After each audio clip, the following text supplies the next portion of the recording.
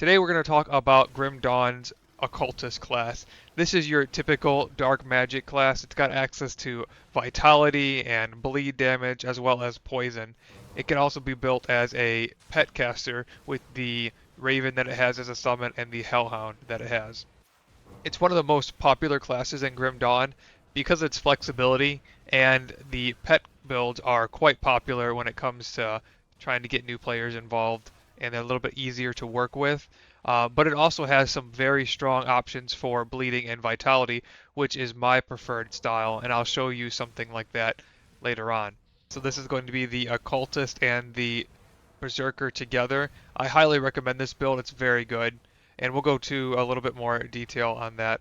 So the Occultist is the dark magic caster, and it's going to have access to a lot of vitality, bleeding, a little bit of chaos, and some poison damage. The poison will come into things like Dreeg's Evil Eye, and the vitality and bleeding damage will come from things like Bloody Pox or the Sigil of Consumption. But we'll go from top to bottom here and go over each one of these. So at the top we have the Sigil of Consumption. This is a thing you throw on the ground, and it lasts for a little while and deals damage in the area while converting some of that attack to HP. You can modify this by destruction, and this is going to move into the fire and chaos version of the Sigil if you are going that route.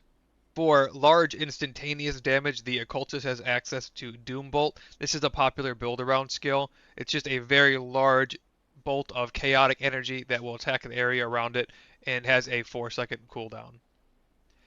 The first buff we're going to look at here is going to be the Witchfire buff, and this is going to give you flat chaos with additional vitality and vitality decay, plus it's going to give you some defensive ability and attack speed bonus. This can be augmented by the Consecrated Blade, which is going to take physical damage and convert it to chaos, but more importantly, if you're running a pet build, it's going to give your pets bonus flat chaos damage as well as converting some of their physical to chaos. And then the Witchfire can be modified by Second Right. This is going to give you extra vitality and chaos and bleed damage as well as some of your own vitality resistance. So there's a lot of overlap happening right here between the chaos, the bleed, and the vitality, just on the top shelf of the skill tree. And then on the far right here, we have the first exclusive skill. This is going to be Possession. This is a very important skill pretty much for any occultist. The top stat is that it gives you a flat percentage to your damage absorption, reducing all the damage you take, which is very important. And then we have flat chaos damage on top of that, plus some percentage to your acid, vitality, and chaos, as well as 100% skill disruption protection. So this kind of just does it all. If you're leaning towards basically any of the builds, this is going to give you some kind of usefulness between the damage absorption and then one of the percent bonuses to a damage type. In the next column, we have one of my personal favorite skills. It's going to be the Dreeg Evil Eye, and this is a eyeball that you throw out that will deal acid damage and then poison damage over time in a radius.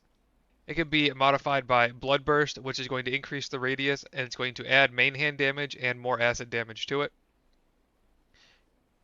You can have this be augmented by the Focused Gaze, which is going to increase the ability and the power of the spell. However, it's going to increase the cooldown of it as well.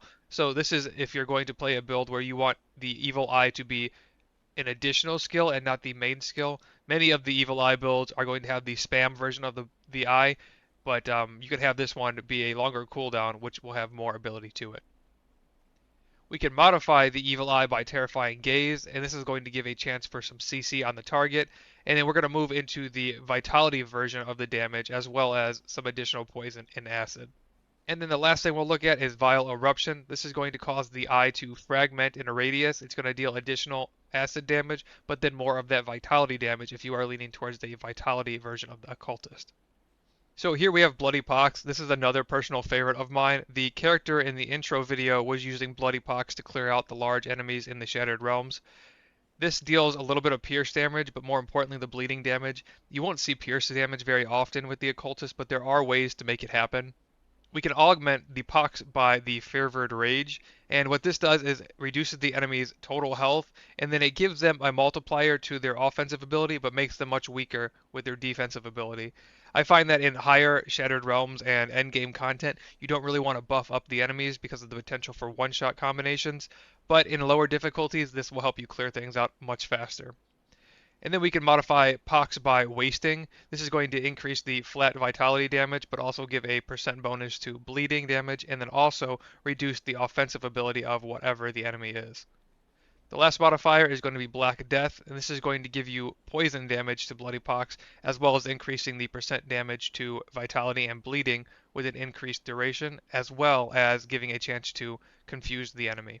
The Bloody Pox line is very strong, whether you're doing vitality or you're doing bleeding or you're doing poison damage, it all kind of plays into it. You could do the Bloody Pox with the longer cooldown Dreeg Evil Eye if you'd like to, and then use this last one to combine the poison with the Evil Eye. There's many options here. Now we're going to talk about the most important skill when it comes to actually applying your damage, and this is going to be the Curse of Frailty. If you're going with a bleed type build, this is going to reduce the bleeding resist significantly of the enemy. And then you can modify this by vulnerability. So if you're not going with bleeding, you put like 1 or 2 points in here for the movement resist perhaps, and then you lean more into vulnerability, which is going to give the reduction to the poison, acid, or chaos versions that you might be leaning into. We have another very important skill here. This is going to be Blood of the Dreeg, and this is going to apply to you and nearby allies. It's going to heal yourself up for 12% of your health, and then give you a little bit of offensive ability as well as regeneration. But the important part of this skill is actually its modifier aspect of the Guardian, and this is going to increase the vitality and the acid damage, but give you a percentage flat for physical resist, which is very important. In this game, the majority of monster attacks are going to have some element of physical resist, so even if they're doing an elemental type damage, they're going to have a physical component to it. So reducing that physical component is going to do a lot when it comes to reducing your overall damage. And then moving down on the bottom here, we have the lines that start leaning into the pet bonuses. So the Raven is going to be a lightning-based attack kind of pet, and even though we don't see lightning anywhere else in this build, what we can do is combine it with something like the Shaman, who does lean into lightning, and we can start summoning the pets with that, which makes the Conjurer class between the Occultist and the Shaman together. But briefly looking at the abilities here, we have this that deals lightning and electrocute damage over 2 seconds. We have the Mend Flesh here, which is going to restore some of the health and then give it a higher health per second. We have Storm Spirit, which is going to increase the radius and the elemental damage that it deals. And then Lightning Strike is going to increase the attack damage while giving it more lightning and a chance to stun. Moving down, the other option for a pet is the Hellhound, and this is going to lean in towards the physical, fire, and chaos version of the pet. And each of these subsequent abilities down here are going to increase the maximum targets that you can do, more fire and more chaos damage. And importantly for the Hellhound here, this can act as a threat generator, so it's going to act as a tank to take some of the threat and aggro off of the Occultist, who is going to be squishier overall. And then continuing with the pet focus down here, we have the Bonds, and this is going to just give your pets a flat percentage health bonus, which is going to be modified by manipulation, which is going to increase the flat percentage to all damage and the total speed of your pets. So that's going to wrap up the specifics about the Occultist. Just as a quick overview, this is a dark caster, so we have the vitality damage, we have chaos damage, we have poison and acid, we have bleeding, and then we finally have the pets that we can use for lightning and fire and chaos damage, as well as being a tank. Now we can talk about some of the devotions that you're going to be looking for before we move into the combinations. If you're going to be running a bleed-based occultist, then we'll take a look at this tree here, which is what I'm running. The poison-based one and the bleed-based one are both very popular, so either one of those will be a good option. So one of the first constellations to look out for is going to be the Falcon. This is going to give you Falcon Swoop, which is going to deal bleeding damage over the course of 3 seconds. Another one is going to be the Bat, which is going to give you Twin Fangs. This is going to deal vitality and pierce damage, but it does give a percentage of that attack damage converted to health.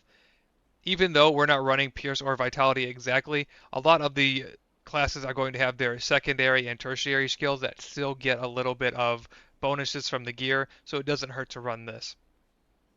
The important part is the extra damage that we're getting converted to health to help us sustain. The Fox is just a good constellation in general. It does give us some bleeding damage with additional duration, as well as some of the attack damage converted to health. When we talk specifically about bleed type constellations, though, the Huntress is going to be a very, very strong and important one. This is going to give us access to Rend, and it's going to reduce the bleeding resistance of the targets that we hit. This is also is going to couple very well with the Curse of Frailty because we're going to reduce the bleeding resist this way, and then we're going to stack that on top of having the bleeding resist from the Rend as well. So very important skill. You must have this if you're running this kind of build.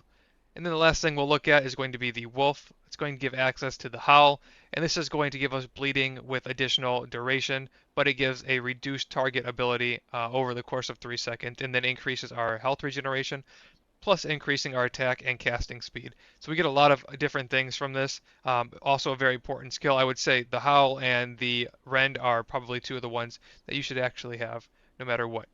So we're talking class combinations now, and we're going to look at the Occultist Berserker combination. This is my favorite thing to pair the Occultist with, and also my favorite build in the entire game at the moment right now. The reason this works is that the Berserker focuses a lot on bleed, and especially the bleed reduction. So if we look at the Bone Chilling Cry here, we're going to get minus 46% the bleed resist, and that's going to stack with our Curse of Frailty, which is going to give us a minus 51 to that bleeding resist. So those two together are really going to help you apply every single point of bleed damage that you're getting out, rather than have it be resist by the enemy's resistances. So that's one of the reasons why those two skills alone make this a great combination. But then there's also a lot of support for bleed. Like we have Leap here, which is going to be an AoE skill, and it's going to radiate out from the center, and it's going to pierce through enemies for a 7-meter radius and give a bunch of bleeding damage over time. And then for this one, we're going to be using the Onslaught as our default weapon attack. And what you do here is you build up some stacks of Onslaught, and then you leap into them, and that gets an extra damage buff on top of it. The Onslaught is modified by Open Wounds, which is going to further increase the bleeding damage of it, and then reduce the target's damage for 3 seconds. And then the last thing this is modified by is Endless Rage, which gives us a little bit more bleeding damage with an increased duration, plus some extra Onslaught stacks, so that means that when we jump in with Leap, we're going to be doing more damage. We don't have too many weapon pool skills here, but we do use Bloodfang, and this is just a nice little extra bonus. While we're using our Onslaught and building up our stacks, every once in a while our Bloodfangs is going to trigger, and it's going to give us some bleeding damage over 3 seconds. And then moving down here, we have the Pact. This is just going to give us a little bit of defense and armor.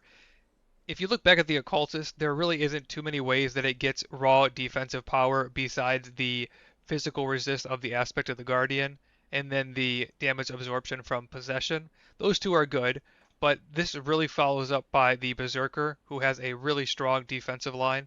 The first thing is going to be the Pact, which is the defensive ability and the armor. And then on top of the defensive side of that, we also get an increase to our bleeding damage, our attack speed, and our casting speed. Continuing the defensive stuff, we have Battle Surge here. So whenever we have a critical, we're going to get a 12% health restored as well as increase our health regeneration. And if you remember, we have those two abilities that are going to increase our crit damage as a whole. The last thing here is going to be the Untamed Rage, and whenever our health drops below a threshold, we're going to get a 34% damage absorption as well as a 21% offensive ability. This is incredibly strong, so when this triggers, you have somewhere upwards of 50 or 60% total damage absorbed at the time when it triggers with the possession.